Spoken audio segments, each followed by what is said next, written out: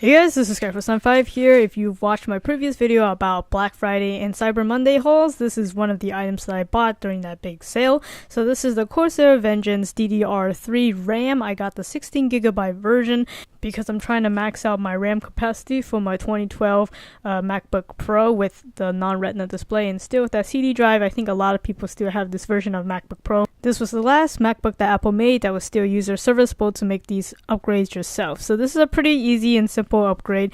So I'll be showing you how to do this upgrade on my Mac in just a few moments, but if you have a different model that's still user serviceable, Apple actually has its own guide for all the various models. You can access this from the About Mac page and then go to the RAM area, and then you can just pull up all these different models, and then they have some very nice detailed step-by-step guide on how to do this without voiding the warranty, of course. So it's a really straightforward process, which you just start out by, of course, turning off your computer completely. If you're really worried about maybe doing something wrong, if this is your first time, I would just back up your computer as usual. So after everything's turned off, you want to go ahead and flip your MacBook over so that the bottom side is revealed. For this, you're going to have some tools. So you will have to have a 00 Phillips screwdriver. The kit I'm using is the Boxer Precision kit. I'll put the link below where you can get this on Amazon real cheap. So you just go ahead and use the screwdriver to remove all the screws all the way around. They're going to be 3 long ones, and since these are really tiny objects, I definitely want to store it in a safe location so you guys don't lose this.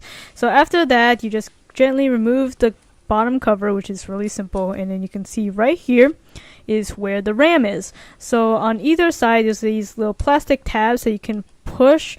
That way the RAM will kind of flip out, and then once it is properly out, you can gently go ahead and just take it out of the slots one after the other.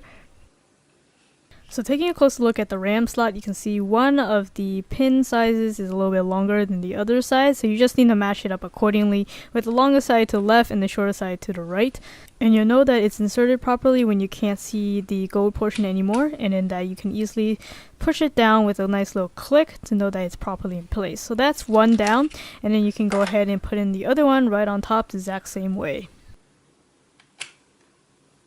So with both pieces in place, you can go ahead and put the bottom back on. Usually I just screw in one screw just to be safe in case the RAM was just not situated perfectly for some reason. So after I turn it on, I can see if there's some kind of issue.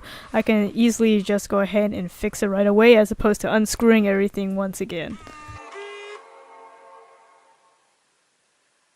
So to check if it's properly installed, you go to the About Mac tab and you go to the RAM section. You can see that it is detected as 16GB with 8GB per slot, which is a good thing.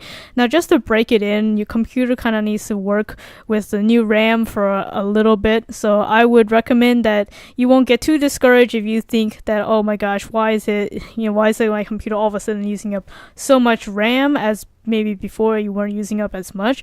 But your computer just needs to get used to with the extra RAM storage that's available. So just keep on using your computer as normal for the next couple days, and then you'll start noticing the improvement. So you're able to maybe open more apps simultaneously without so much hiccup. And I definitely have noticed a huge difference in video editing. I'm able to edit a lot smoother, and it's just a lot better for my workflow. So this is a really nice, easy, simple upgrade that doesn't really break the bank. As usual, I'll put the link in the description so you guys can pick this up for yourselves.